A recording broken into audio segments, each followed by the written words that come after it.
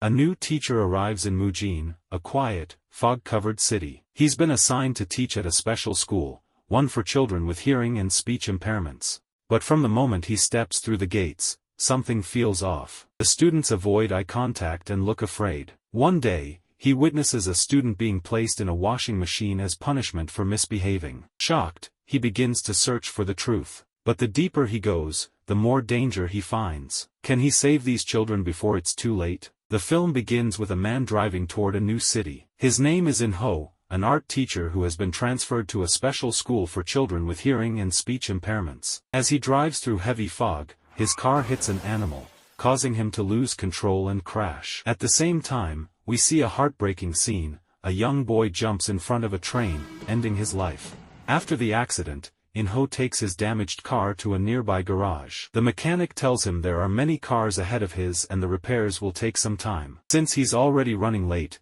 In-ho decides to drive the car as it is. On his way out, a van crashes into him from behind. The driver is Eugene. Eugene insists that In-ho reversed and hit her first, but the mechanic smells alcohol on her and calls her out. Embarrassed, she apologizes and offers to pay for the damages. He also gives him a ride to the school. During the drive, Eugene shares that she works with a civic group focused on child protection and social justice. When they reach the school, she gives In-ho her business card and asks him to contact her when the repair bill is ready. At the school, In-ho tries asking the students for directions to the principal's office, but they run away the moment they see him. Eventually, he finds the office on his own. Inside, it's revealed that Professor Kim arranged In-ho's transfer. Since it was done on Professor Kim's recommendation, the principal skips formal introductions and says the school chief will explain everything else. In-ho is shocked when he meets the school chief. He looks exactly like the principal. He then learns they are twin brothers. The chief tells In-ho he must donate $50,000 to the school's development fund in order to begin teaching. In-ho is surprised and says the amount is too high. But the chief explains that every new teacher is expected to contribute. It's the school's normal policy. At home, In-ho gets a call from his mother. He tells her about the unusual school's demand for the $50,000 donation. She reassures him and says she'll find a way to come up with the money. The next day, In-ho begins his first art class. He asks the students to draw apples. When he compliments one girl's drawing, she doesn't respond and completely ignores him. Then, a boy named Min-soo walks in, very late, with bruises on his face and a blank expression. Concerned, In-ho asks his colleague, Mr. Park, about it. Mr. Park tells him Min-soo's younger brother passed away a few days ago, which is why he seems so out of it. It turns out the boy who jumped in front of the train in the opening scene was Min-soo's brother. In-ho shares that something about the children feels off. They seem unusually distant and scared. But Mr. Park brushes it off, saying it's normal behavior for a special needs school. He tells In-ho he just needs time to adjust. That night, In-ho stays late to read through the students' files. He finds out that Min-soo's father is seriously ill, and his mother is no longer around. He also reads about two girls, Yeon-do, an orphan, and Yuri, whose parents are both disabled and unable to care for her. As he prepares to leave, In-ho suddenly hears a scream from upstairs. He rushes up and realizes it's coming from the girls' restroom. Just as he's about to open the door, the school's security guard stops him. In-ho explains what he heard, but the guard dismisses it, saying the kids often scream for no reason, and tells In-ho to head home. The next day, Officer Jang is seen in the principal's office. The principal hands him a thick envelope of cash, a bribe to help cover up the dark secrets at the school. It's clear something is very wrong. Later, In-ho visits the office to submit his development fund payment. Officer Jang jokes about taking In-ho out to a shady bar sometime, hinting at his corrupt nature. Back in the staff room, In-ho witnesses something shocking. Mr. Park is beating Min-soo. Furious, In-ho steps in and demands to know why. Mr. Park says Min-soo had snuck out the night before with two girls. He explains that his own younger brother once did the same and ended up dead. He claims he truly cares for the students, and that strict discipline is the only way to protect them.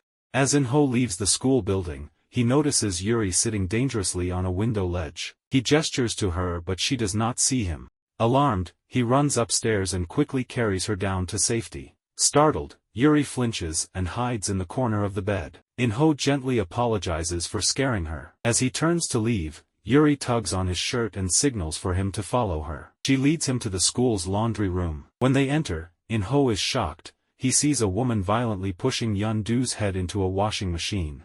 Horrified, In-ho rushes to stop her. The woman calmly introduces herself as J.A., the school counselor. She claims she was just teaching Yun-Doo a lesson. In-ho is disturbed by her behavior and warns her, if he ever sees her doing something like that again, he'll report her. Yun-Doo faints, and In-ho immediately rushes her to the hospital. Later that night, In-ho calls Eugene to the hospital and tells her everything he saw. The next day, he meets with the principal, who admits that J.A. can be too strict but says she regrets what happened and plans to apologize. The principal also asks which hospital Yun-Doo was taken to so they can bring her back once she's discharged. In class, In-ho asks the students to draw portraits of each other. But with Yun-Doo in the hospital, Yuri is left without a partner and looks upset. In-ho walks over and suggests that they draw each other instead. Yuri hesitates. She says she has many scars on her face and doesn't look good. In-ho gently tells her he will draw her beautifully. After he sketches her portrait, he makes silly faces to cheer her up. For the first time in a long while, Yuri smiles. Later, In-ho receives a call from Eugene. She says she has something important to share. They meet at a restaurant, and Eugene reveals something shocking. Yun-Doo was sexually abused by the principal. In-ho is speechless. Eugene hands him a note that Yun-Doo wrote the night before, describing everything that happened. The note lists 3 names, Mr. Park, the school chief, and the principal. It also reveals that Mr. Park has been abusing the boys, both physically and sexually.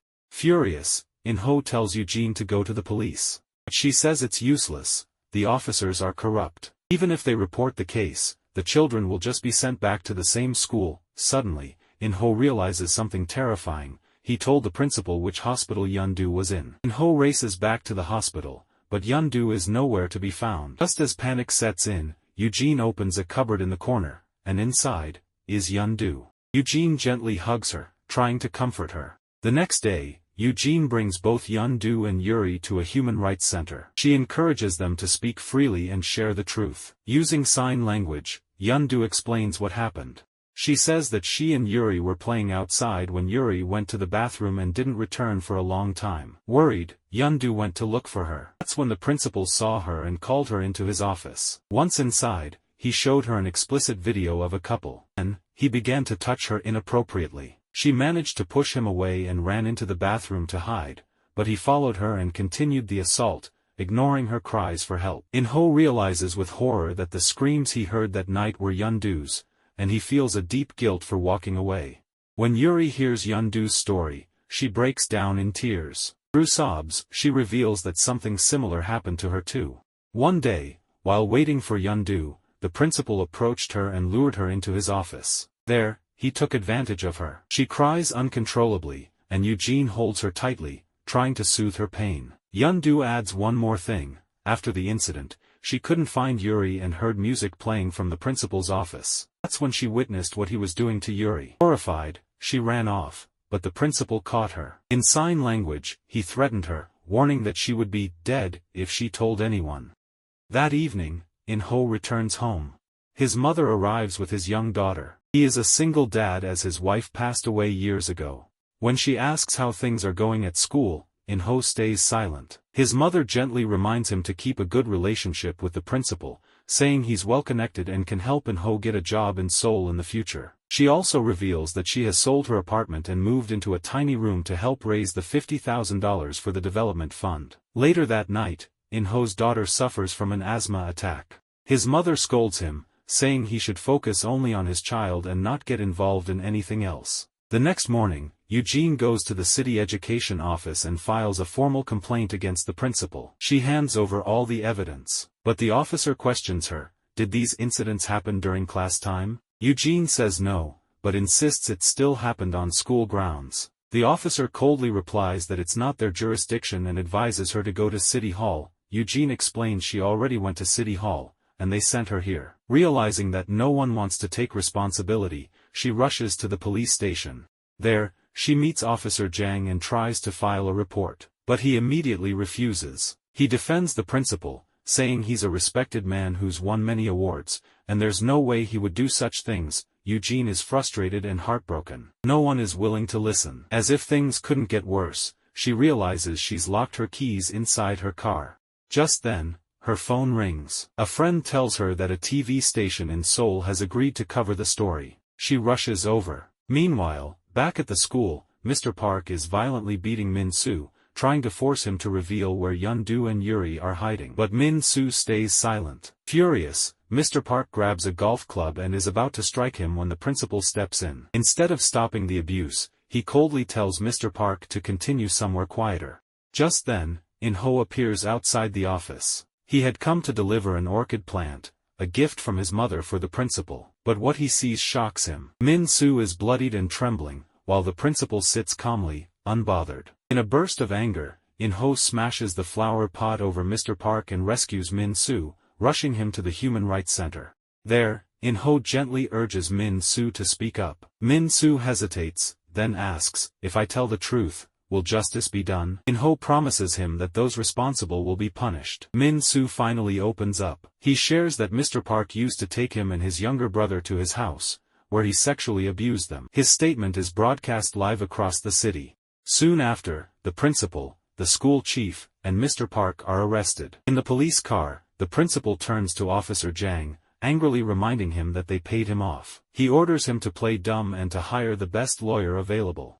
Outside the courthouse, a crowd of protesters gathers in support of the principal. Many are church members who see him as a respected religious leader and refuse to believe the accusations. During the first trial, the principal pretends to be innocent. He claims he started the school as a way to help children with disabilities. Meanwhile, supporters of the victims ask for a sign language interpreter, but when Eugene tries to speak up, she's thrown out of the courtroom, revealing how unfair the trial truly is. After the hearing, the principal's wife confronts In-ho. In a rage, she slaps and spits on him for accusing her husband.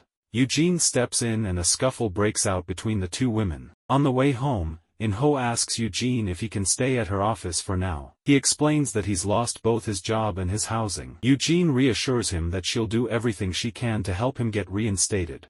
At the next trial, the school's night guard is brought in as a witness. He claims he never saw anything suspicious in the 5 years he worked there. He also lies, saying he checked the bathroom on the night of Yeon-do's screams and found nothing. But under cross-examination, the lawyer representing the kids reveals the truth. The guard was fired for theft years ago and was unemployed until the principal gave him this job. It's clear he's only loyal because he benefited. Later, the doctor who examined the girls testifies. She admits that there were signs of bruising on Yuri, but adds that Yuri seemed too calm for someone who had been assaulted. Eventually, it's discovered that the doctor changed her initial diagnosis, likely after being bribed to cover up the abuse. Trying to lift the children's spirits, Eugene and In-ho take them out for a meal, but the kids are too traumatized to eat. So, they drive to the beach to help them relax. There, Yeon-do softly tells In-ho that she used to visit this beach when she was little. She loved the sound of the waves, but now, she can't hear them anymore. In-ho gently replies, "The most beautiful things in this world can't be seen or heard. They can only be felt with the heart." At the next court hearing, it's Yuri's turn to testify. The principal and the school chief try to distance themselves by claiming they barely know her. But Yuri bravely stands up and speaks her truth. With trembling hands, she says that all 3 men have been abusing her repeatedly since she was in 3rd grade. She shares that they used to bribe her with cookies,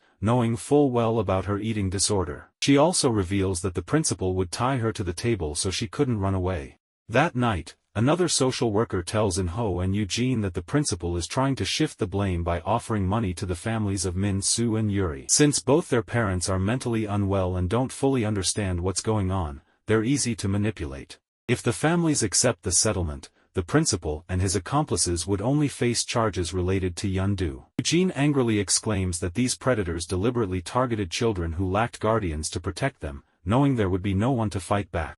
Later, In-ho receives a call from Professor Kim, asking to meet. When he arrives, he's surprised to find the defense lawyer for the principal waiting there. The lawyer offers him a large sum of money, a refund of the development fund, plus extra cash. Professor Kim also promises him a prestigious teaching job at a top art school in Seoul, but only if he convinces Yeon-do to settle quietly. In-ho is shocked. Furious, he rejects the offer outright, disgusted that adults are still using money and power to cover up such horrible crimes. At the next court session, In-ho's mother finds him outside the courthouse and creates a scene. She urges him to put his own family first, especially his daughter. But In-ho calmly tells her that being a good father means doing the right thing, even if it's hard.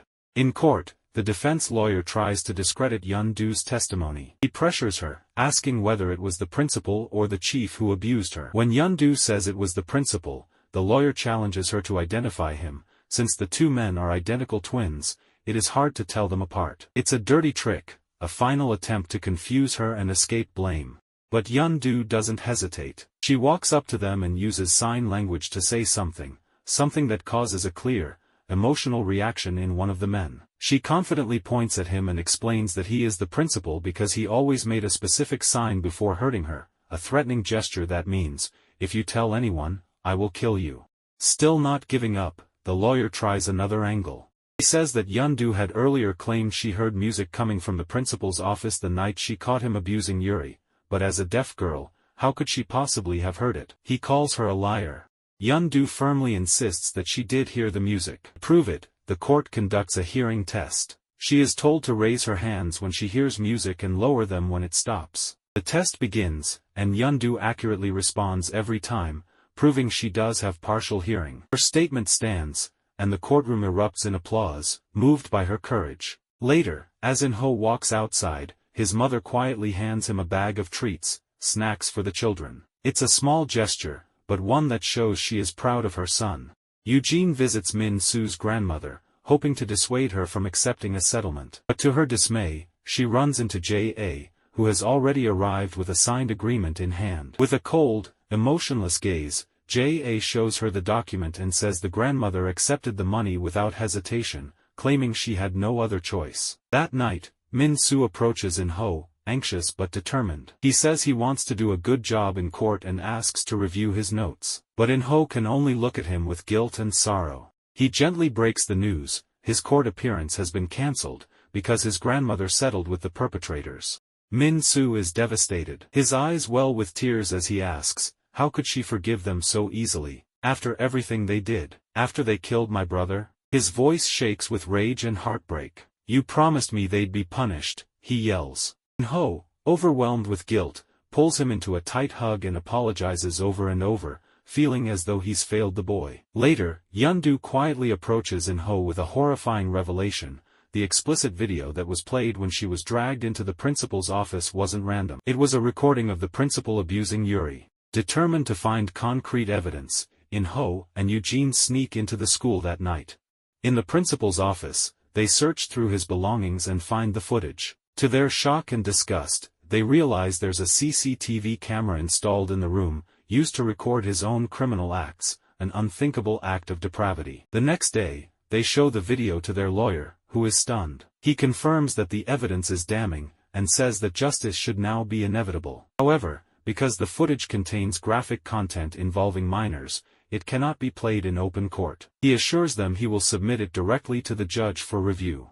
Finally, the day of the final court hearing arrives. The courtroom falls silent as the judge reads out the verdict. He acknowledges that while the three men committed a heinous crime, they also have a clean criminal record, have contributed to society, and two of the families have settled. With those factors considered, he delivers a shocking judgment.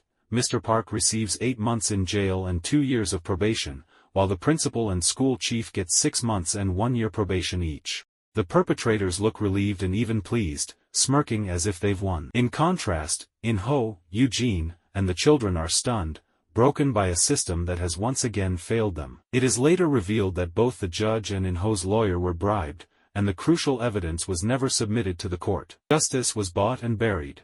That night, while the criminals celebrate at a party, laughing and drinking with their lawyer before heading to jail, Eugene and In-ho prepare to say goodbye. He is set to return to Seoul. But suddenly, Eugene learns from Yun-do and Yuri that Min-soo has gone to Mr. Park's house, intending to take matters into his own hands. Alarmed, Eugene calls In-ho and the two rush to Mr. Park's home. Meanwhile, Mr. Park returns from the party and finds Min-soo waiting for him near a train track. Still arrogant, Mr. Park mockingly offers Min-soo to go to his house to wash up. But Min-soo, filled with anguish, lunges forward and stabs Mr. Park with a knife. A desperate struggle follows. Mr. Park kicks Min-soo away. But when Min-soo sees an approaching train, he grabs the knife again and stabs Park's leg, determined not to let him escape.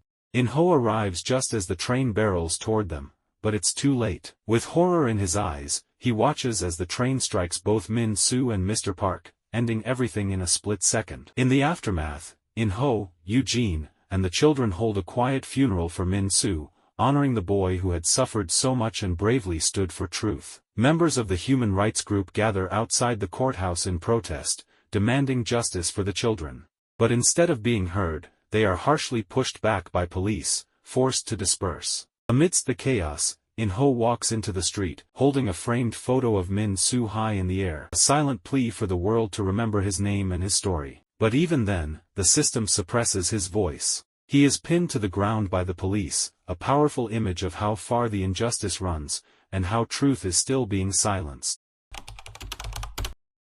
In-ho now lives in Seoul, and is on his way home, carrying a cake to celebrate his daughter's birthday. Life has moved on, but the memories remain. Meanwhile, Eugene stays with the children, continuing to care for them. She writes In-ho an email, updating him on how things are going. She shares that although their appeal was rejected, the children are now safe, healing, and surrounded by good people who have stepped forward to help. They are slowly beginning to laugh, to trust, to live again.